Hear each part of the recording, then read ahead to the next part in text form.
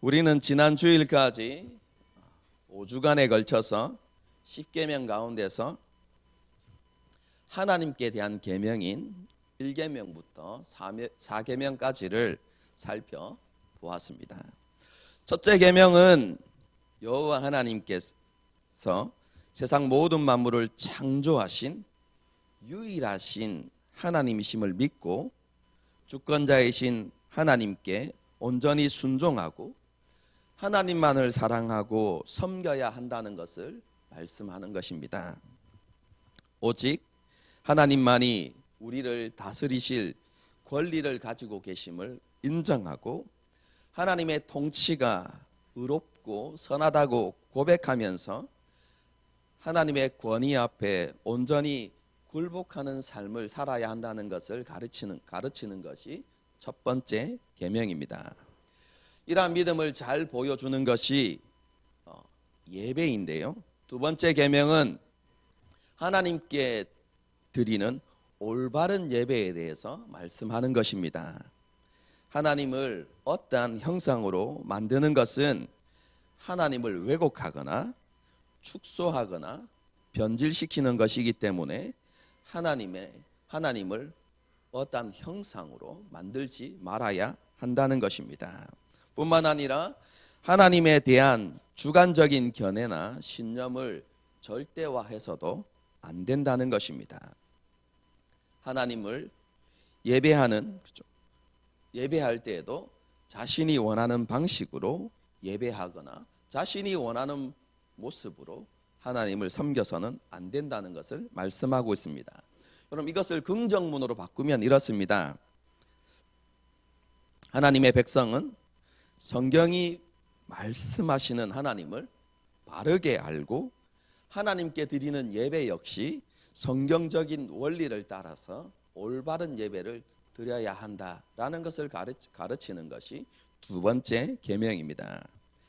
이어지는 세 번째 계명은 하나님을 믿고 섬기는 예배자의 마음과 태도에 대해서 말씀하는 것입니다.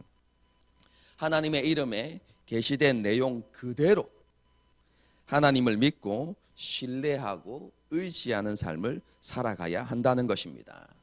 주기도문의 가르침처럼 하나님의 이름이 거룩히 여김을 받으시기를 그것을 사모하면서 하나님께 영광과 찬양과 높임을 올려드리는 그런 삶을 살아가야 함을 가르치는 것이 세 번째 계명입니다. 네 번째 계명은 안식일 준수 계명인데요.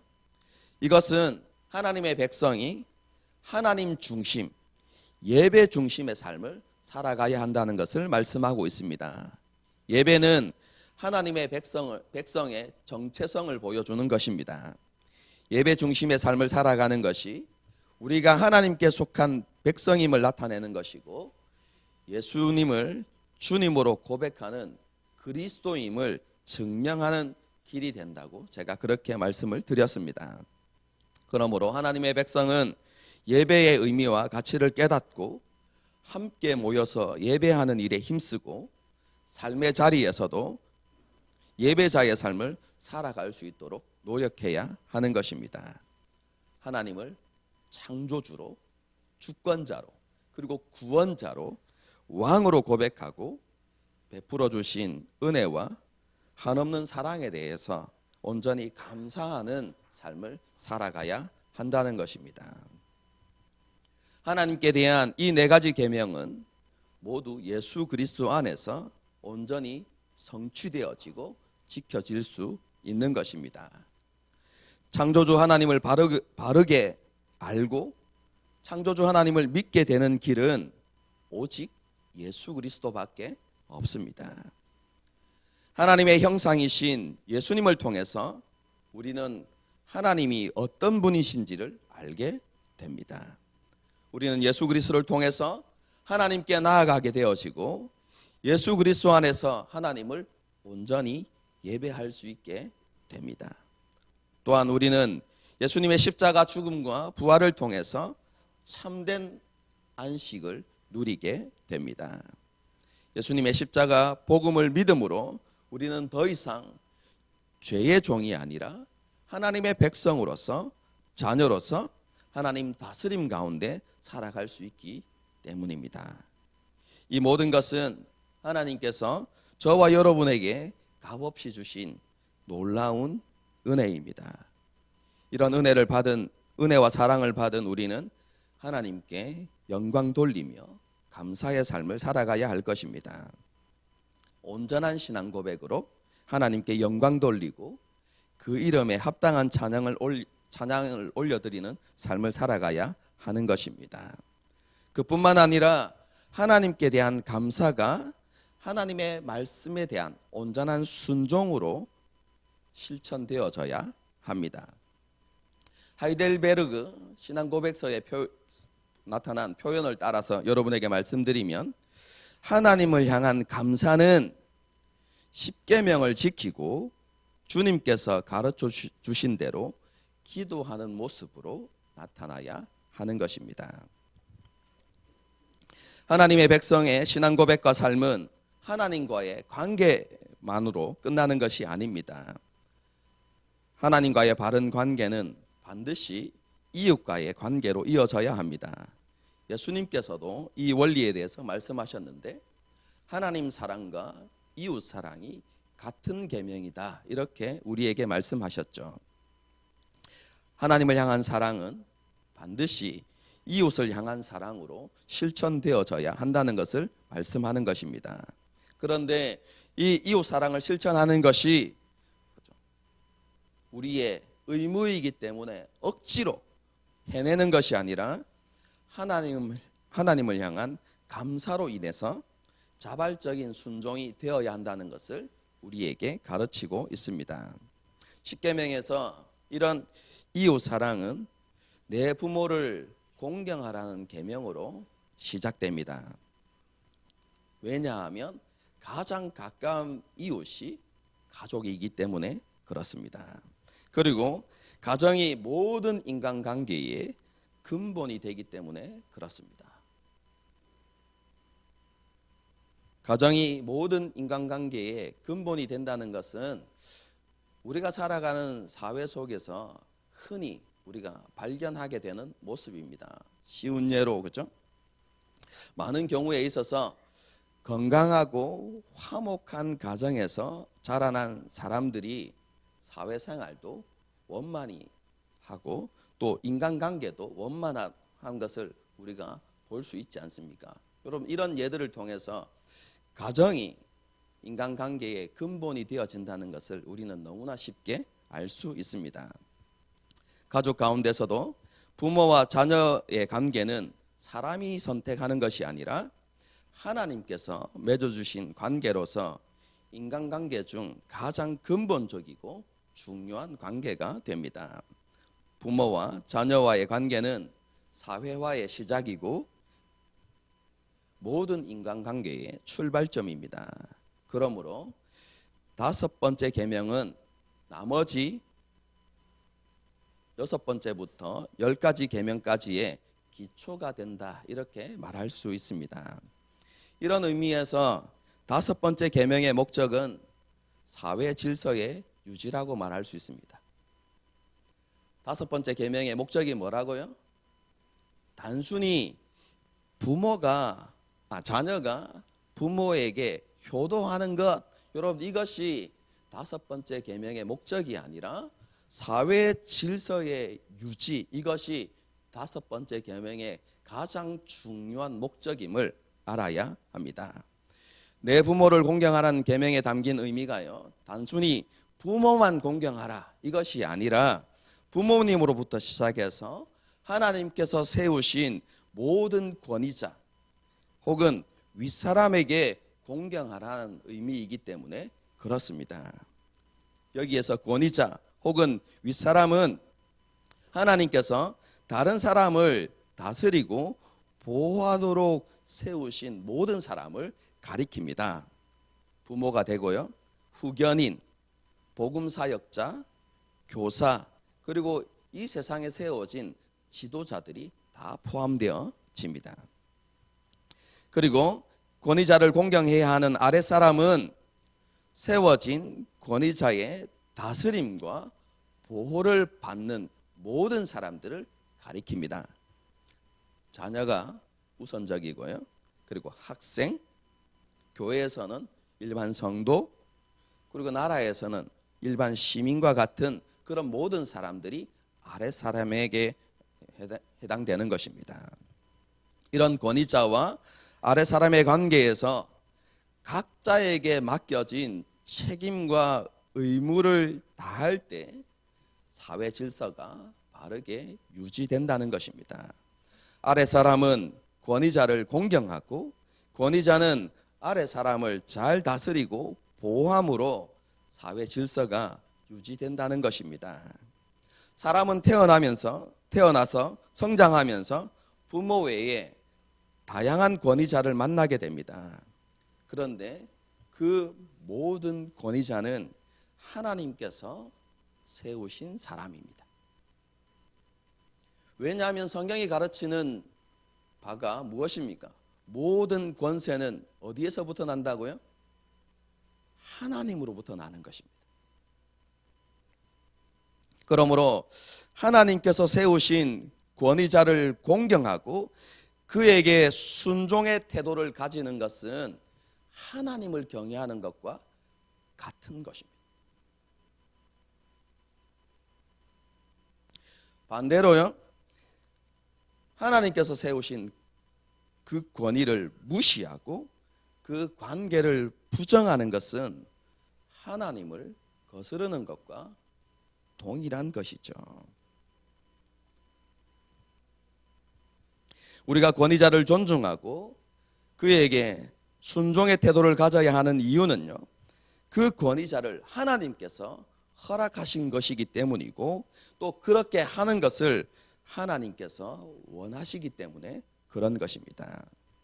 다르게 표현하면 하나님께서는 권위자들을 통해서 우리를 다스리는 것이 하나님의 뜻이다, 이렇게 말할 수 있습니다. 그러므로 우리는 권위자의 가르침과 훈계를 잘 따라야만 합니다. 물론 맹목적으로 따르고 순종해야 된다는 것은 아닙니다. 하나님의 말씀에 어긋나지 않고 윤리, 도덕이나 법에 위배되지 않는 범위 안에서 권위자의 가르침과 훈계에 따르고 순종해야 하는 것입니다. 물론 이렇게 생각할 수 있습니다. 결점과 약점을 가진 권위자도 인정해야 됩니까? 인격적인 결함을 가진 그런 권위자도 우리가 인정하고 그의 가르침과 훈계를 따라야 합니까? 이렇게 질문할 수도 있겠죠. 물론 하나님께서 세우신 권위자가 인격적 결함이나 지식이나 경험에 있어서 부족함이 있을 수 있습니다. 하지만 그렇다고 할지라도 아랫사람은 그의 권위를 부정해서는 안 됩니다. 그 권위자를 인정하고 존중하는 태도를 잃어버리지 않도록 노력해야 합니다. 권위자가 잘못된 것을 선택하거나 그것을 아랫사람에게 요구할 때 그것을 비난하거나 정죄하는 것이 아니라 그것의 부당함과 잘못됨을 지혜롭게 조언할 수 있어야 합니다. 그런데요, 그렇게 할 때도 공경의 마음과 존중의 태도를 잃어버리지 않아야 합니다. 여러분, 이것이 하나님께서 아랫사람에게 요구하는 것입니다. 이것이 부모와 자녀의 관계 속에서 혹은 교회에서는 성도와 영적인 지도자 관계 속에서 그리고 우리가 일상생활 속에서는 우리 위에 세워진 권위자와 우리의 관계 속에서 아랫사람이 가져야 하는 태도인 것입니다. 하나님께서 세우신 권위, 그것을 그대로 인정하되, 그렇죠? 그들이 잘못된 길을 선택하고 그것을 요구할 때는, 그렇죠? 우리가 쉽게 이야기하면 정중한 태도로 그들에게 잘못된 것을 조언하는 지혜가 필요하다는 것입니다. 여러분, 그때에도 뭘 잃어버리지 말아야 한다고요? 그들을 향한 존중의 마음과 태도를 잃어버리지 말아야 한다라는 것을 성경이 우리에게 가르치고 있는 것입니다. 그런데 하나님께서는 아랫 사람에게만 의무를 요구하시는 것이 아니라 권위자에게도 책임과 의무를 요구하십니다. 여러분, 그것은 아랫 사람을 잘 다스리고 보호하는 것입니다. 부모가 자녀의 행복을 위해서 자신의 본분을 다하듯이 모든 권위자는 아랫 사람의 행복을 위해서 노력하고 그가 올바른 사람으로 세워질 수 있도록 노력해야 하는 것입니다. 만일 권위자가 자신에게 맡겨진 이러한 책임과 의무를 다하지 않는다면 그건 역시 5번째 계명을 어기는 행동이라는 사실을 우리는 알아야 합니다. 내 부모를 공경하라는 5번째 계명에 담긴 의미를 간단하게 요약하면 이렇습니다. 아랫사람은 하나님께서 세우신 권위자를 공경하고 그의 가르침과 훈계에 순종하는 태도를 가져야 한다는 것입니다. 동시에 권위자는 아랫사람을 잘 다스리고 보호해야 하는 책임이 있다는 것이죠.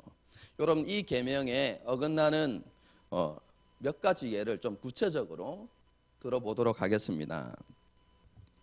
부모와 자녀의 관계 속에서 자녀가 부모의 권위를 인정하지 않는 것, 부모가 못 배웠다는 이유로, 혹은 부모의 성품에, 인격에 결함이 있다는 이유로 자녀가 부모의 권위를 인정하지 않는 것, 부모님의 말씀을 따르지 않는 것, 또한 부모님이 이제 연로하게 되었을 때 부모에 대한 자녀의 책임을 다하지 않는 것, 이 모든 것이 다 5번째 계명을 어기는 것입니다. 그런데 자녀에게만 5계명에 대한 요구가 있는 것이 아니라 부모에게도 있습니다. 부모가 자녀를 바르게 양육하지 않고 자녀가 바라는 대로 다 하게 해주어서 방종과 사치로 물들고 버릇없는, 그리고 인간관계 속에서 인간관계를 잘 형성하지 못하는 그런 모습으로 자라나게 하는 것, 여러분, 그것은 부모가 5계명을 어기는 것입니다. 지나친 엄격함과 강압으로 자녀의 마음을 아프게 하고 그 마음에 상처를 주는 행동도 부모가 5계명을 어기는 것이다 라는 것을 우리는 알아야만 합니다. 이 5계명은 부모와 자녀 관계에만 일어나는 것이 아니라고 이야기했죠. 그렇죠?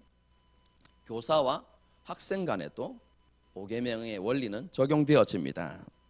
교사의 권위에 도전하는 것, 뿐만 아니라 학생의 신분에 성실하지 않는 것, 여러분, 이것은 5계명을 어기는 것입니다. 여러분, 교사가 학생들을 성실하게 가르치지 않고 바르게 지도하지 않는 것, 오늘날 여러분 강단에서 많이 일어나고 있는 것이죠. 여러분, 이 모든 것이 5계명을 어기는 행동이라는 사실을 우리는 알아야만 합니다. 사회를 들여다보면요, 우리 일반 시민이 사회의 구성원으로서 법과 질서를 지키지 않는 것, 여러분, 이것도 5계명을 어기는 것입니다.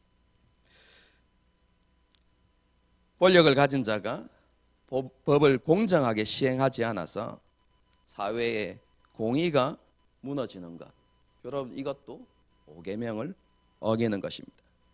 특별히 높은 지위와 권세를 가진 사람은요, 개인의 이익을 위해서가 아니라 자신에게 권위를 부여해 준 사회를 위해서 판단하고 공정하게 행해야 될 의무가 있습니다. 왜냐하면 우리가 지금까지 지나온 과거를 돌아볼 때 권세자들이 잘못된 판단과 행동을 했을 때 사회에 큰 폐해가 일어났기 때문에 그렇습니다. 이 5계명의 원리는 기업 안에서도 이루어집니다. 노동자가 게으르고 나태하게 근무하는 것, 5계명을 어기는 것입니다. 이런 적게 하면서 더 많은 지나친 보상을 요구하는 것, 그럼 그것도 5계명을 어기는 행위입니다. 기업주는요, 노동자에게 타당한 보수를 지급하지 않는 것, 그들을 위한 적절한 복지를 제공하지 않는 것들, 그럼 이 모든 것들은 5계명을 어기는 행위라고 할 수 있습니다. 그리스도인은 직장에서 일할 때 회사 방침을 따라서 또 회사의 유익을 위해서 최선을 다해서 일하는 모습이 필요한 것이죠. 특별히 그리스도인이 기업을 경영하게 된다면 자신과 기업만의 이윤을 추구하는 것이 아니라 노동자들을 생각하고 그들에게 합당한 대우가 이루어져야 하고 또 그들의 복지를 위해서 힘쓰는 모습을 보여주어야 하는 것이죠. 교회에 이 5번째 계명의 원리를 적용하면 이렇습니다. 성도들이 성경적이고 바른 교회 지도자의 가르침을 잘 따르지 않는 것. 여러분, 이것은 5계명을 어기는 것입니다. 성도로서의 책임과 의무가 있는데 그것을 제대로 이행하지 않는 것, 그럼 그것도 5계명을 어기는 행위라고 할 수 있습니다. 교회 지도자는 어떻습니까? 자신의 직무에 성실하지 않는 것. 그럼 교회 지도자는요, 다른 것이 아니라 성도를 하나님 앞에 온전한 믿음의 사람으로 세우는 것, 그것을 위해서 하나님의 말씀을 바르게 가르치고 양육하고 훈련해야 될 의무가 있습니다.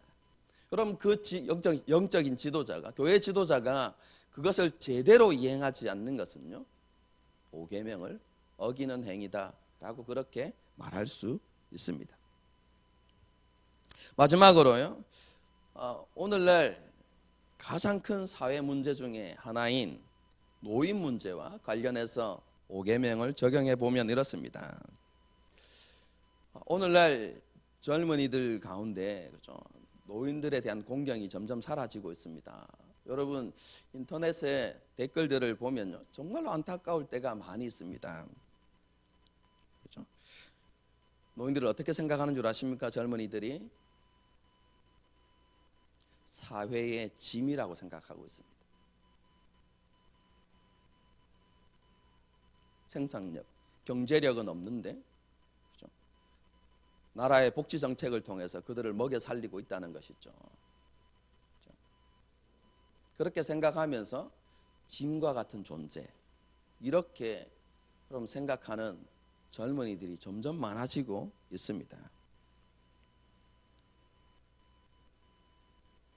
여러분, 이런 문제들이 점점점 이렇게 깊어지고 더 많아지면 그럼 사회 전체적인 구조가 흔들리게 되어지고 어려움이 올 수 있습니다. 여러분, 이 노인 문제는요, 나라만 관심을 가져야 하는 것이 아니라 모든 사람들이, 특별히 그리스도인들이 깊은 관심을 가지고 또 대책을 마련하기 위하여서 많은 노력을 기울여야 하는 문제 중에 하나입니다. 어쨌든 노인을 공경하지 않고 그들을 무시하는 그런 모든 모습들이 5계명을 어기는 행위라고 말할 수 있습니다. 노인들도 마찬가지입니다. 권위주의적인 태도를 가지고 일방적으로 요구하고 아래 사람의 의견을 무시하는 그런 태도는 5계명을 어기는 것이죠. 어쨌든 우리가 서로의 책임과 의무를 다하면서 조화로운 사회, 그리고 사회의 질서를 이렇게 유지시켜 갈 필요가 있는 것이죠. 하나님께서는 건의자와 아랫사람이 자신의 책임과 의무를 다하지 않으므로 관계가 깨어지고 갈등이 생겨나서 사회 질서가 무너지는 것을 기뻐하지 않으십니다.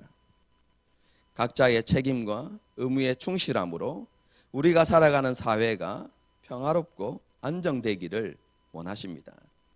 그리스도인은 이것을 위해서 노력해야 될 사명이 있습니다. 권위자를 공경하고 가르침과 교훈에 순종하는 것과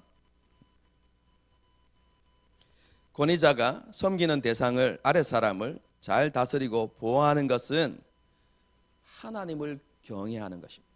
하나님의 권위를 인정하는 행위입니다. 하나님께서는 이렇게 5번째 계명에 순종하는 자에게 복을 주시겠다고 약속하고 있습니다. 그 복이 무엇이죠? 출애굽기에는 그죠? 내게 준 땅에서 내 생명의 길리라 이렇게 되어 있고요. 레위기나 신명기를 보게 되어지면 그죠? 그리고 70인역을 보게 되어지면 내가 잘되고 장수할 것이다 이렇게 표현되어져 있습니다. 그죠? 잘되고 장수하는 것. 오늘날로 말로 바꾸면 부귀영화를 누리고 오래 사는 것. 그럼 모든 사람들이 꿈꾸는 것이죠.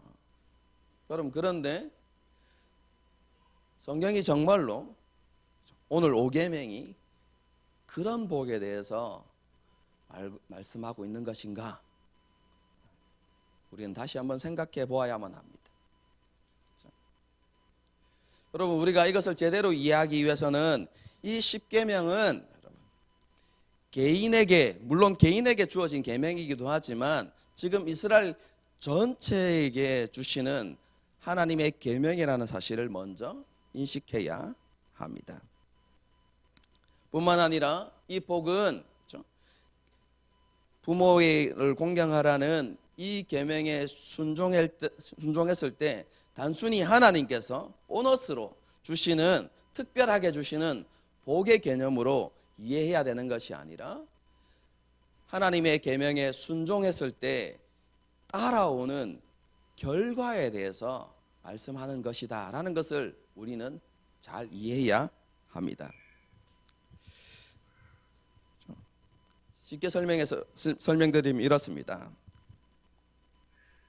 그 당시 모든 이스라엘 백성들이 내 부모를 공경하라는 말씀에 온전히 순종했을 때 어떤 일이 일어났을까요? 가정에서 부모와 자녀 간에 의무와 책임을 다했을 때 그 가정이 어떤 가정이 될까요? 여러분, 인간 우리가 살아가는 사회에서 하나님께서 세우신 권위자가 있고 아래 사람이 있습니다. 그럼 그들이 자신에게 주어진 의무와 책임을 다했을 때 그 사회가 어떤 사회가 될까요? 여러분, 그 사회의 질서가 무너지겠습니까? 서로에게 상처 주고 해를 끼치는 일들이 일어날까요?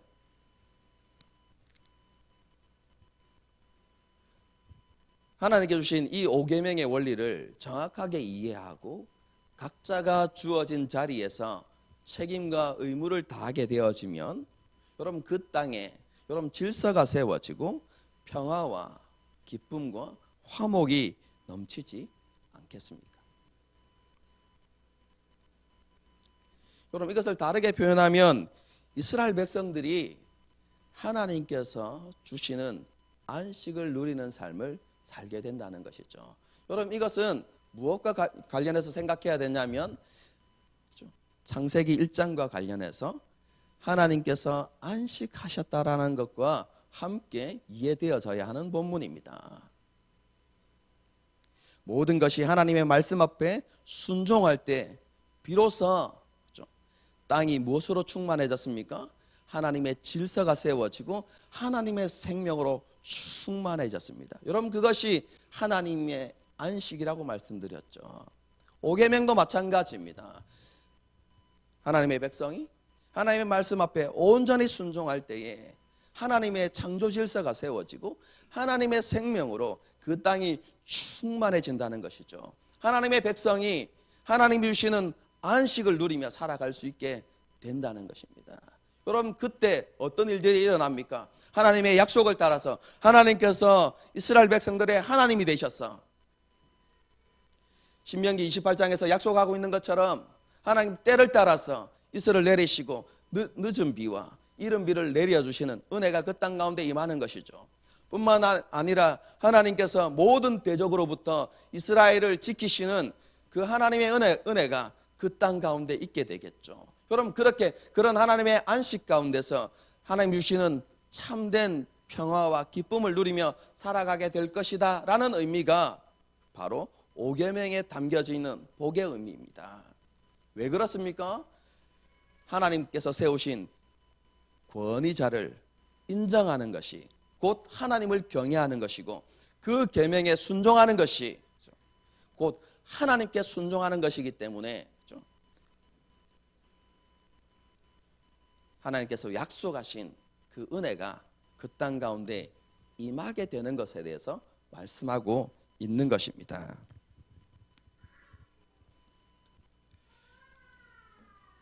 오늘날 세상을 보십시오.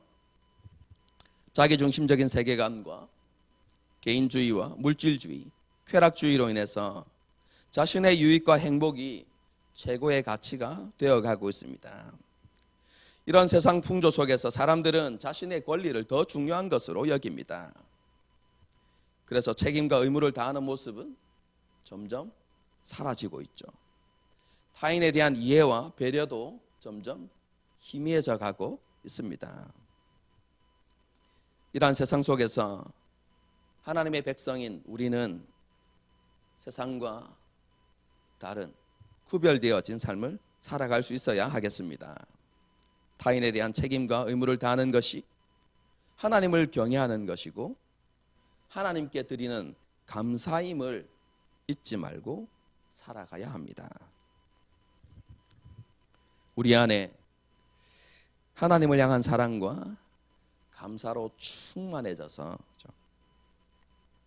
기쁨으로 하나님의 말씀에 순종하는 삶, 오늘 본문을 적용하면 우리에게 주어진 각자의 위치에서 우리에게 주어진 책임과 의무를 기쁨으로 감당하는 그런 삶을 살아가는 저와 여러분이 될 수 있기를 주님의 이름으로 축복합니다. 함께 찬양하고 기도하는 시간을 갖도록 하겠습니다. 오늘 설교와 관련해서 맞는 찬양을 고르기가 너무 힘들더라고요. 내 부모를 공경하라. 이거 도대체 어떤 찬양을 이렇게 해야 될까 이렇게 하다가 결국 고른 찬양은 뭐냐면 아버지 사랑합니다. 아버지 경배합니다. 아버지 채워주소서 당신의 사랑으로 이 찬양을 골랐어요. 여러분, 우리가 이 땅에서 그리스도인으로 살아간다는 것, 특별히 오늘 본문의 말씀과 관련해서 우리에게 주어진 위치에서 의무와 책임을 다한다는 것은 결코 쉬운 일이 아닙니다. 그렇죠? 세상을 살아가다 보면 누구나 느끼게 되죠. 이상한 사람들이 너무 많아요. 그렇죠? 권위자인데, 그렇죠? 학교의 선생님이고, 직장의 상사이고, 그렇죠? 교회의 지도자이고, 그리고 나라의 지도자인데, 그렇죠? 상식을 벗어나는 행동을 하는 사람들이 얼마나 많이 있습니다. 그렇죠? 여러분, 그런 사람들을 볼 때 우리의 속사람은 그들을 원수처럼 여기고, 그렇죠? 비난하고 정죄하고 어떻게든 짓밟고 싶은 게 여러분 우리 안에 있는 본성입니다, 여러분. 그렇죠? 그런데 그런 우리의 본성을 거슬러서 하나님께서 우리에게 말씀하셨기 때문에 그들의 권위를 인정하고, 그죠? 그들을 향한 공경의 마음과 태도를 잃지 않고 정중하게 조언하고, 그죠? 그럼 그렇게 우리의 책임과 우리의 의무를 다하면서 살아간다는 것은 쉬운 일이 아닙니다, 여러분. 그죠? 하고 싶다고 되는 일도 아니고요. 어떻게 그 일들이 가능합니까? 예수님은 어떻게 그 일들을 기쁨으로 해내셨을까요? 기꺼이 자신의 모든 것을 내어주는 삶을 그분은 어떻게 선택하셨고 어떻게 실천하셨을까요? 그죠?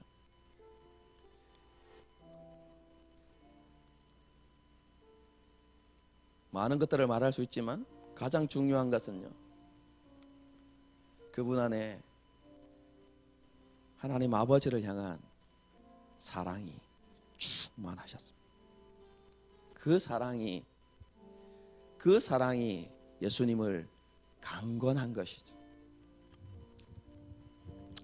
우리도 그렇게 되어지기를 좀 소망합시다. 그렇죠? 예수님께서 우리에게 베풀어 주신 그 은혜와 사랑에 대한 감격이 우리 안에 충만할 때, 정말로 우리 안에 그런 은혜와 사랑을 베풀어 주신 하나님과 예수 그리스도를 향한, 그죠? 사랑이 우리 안에 충만해질 때, 그죠? 우리의 본성을 거슬러서 주님께서 우리에게 보여주셨던 것처럼 우리도 하나님의 말씀 앞에 온전히 순종하는 삶을 살아갈 수 있게 되겠죠. 그런 의미에서 이 찬양을 고른 겁니다. 그죠? 하나님, 우리 안에 하나님을 향한, 예수님을 향한 사랑으로 좀 충만해지게 해주십시오. 다시 우리를 주님의 십자가 앞에 세워주십시오. 우리가 그런, 그렇죠?